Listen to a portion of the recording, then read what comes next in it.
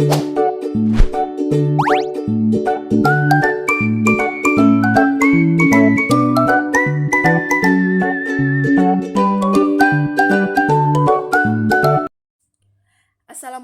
warahmatullahi wabarakatuh. Perkenalkan, nama saya Nina Masyah dengan NIM 2305272.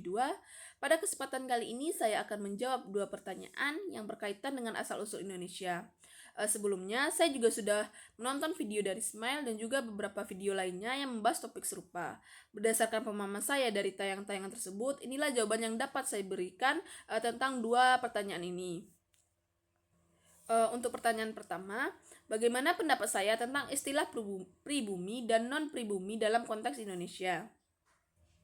Menurut saya, istilah pribumi dan non-pribumi di Indonesia merujuk pada pembedaan antara penduduk asli Nusantara dengan kelompok keturunan pendatang seperti Tionghoa, Arab, dan India.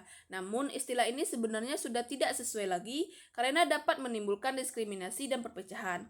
Sejak Inpres nomor 26 tahun 1998, penggunaan istilah tersebut dilarang dalam administrasi negara. Saat ini yang lebih tepat adalah menyebut semua sebagai warga negara Indonesia tanpa membedakan asal-usul etnis karena pada dasarnya kita disatukan oleh identitas kebangsaan yang sama. Pertanyaan kedua, masih relevan istilah itu dipakai jika pribumi diartikan sebagai orang asli Indonesia?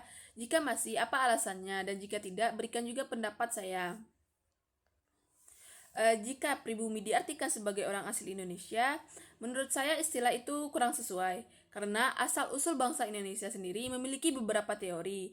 Dari video yang saya tonton tadi, teori yang pertama yaitu teori Yunan, menyebutkan bahwa nenek moyang bangsa Indonesia berasal dari rumpun Austronesia yang bermigrasi dari Asia Tenggara daratan lalu menyebar ke Nusantara. Sedangkan teori Nusantara berpendapat bahwa bangsa Indonesia memang berasal dari Kepulauan Nusantara sendiri. Selain itu, ada juga teori out of Africa yang menjelaskan bahwa manusia modern awalnya berasal dari Afrika lalu bermigrasi ke berbagai wilayah termasuk Asia Tenggara. Dari teori-teori inilah terlihat bahwa bangsa Indonesia terbentuk melalui proses migrasi, interaksi, dan percampuran sejak lama, sehingga tidak ada satu kelompok yang benar-benar paling asli.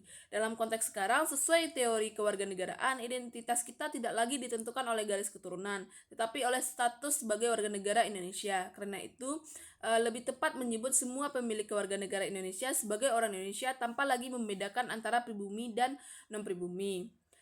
Sekian jawaban dari saya. Jika ada terkurang dan lebih, saya mohon maaf. Wassalamualaikum warahmatullahi wabarakatuh.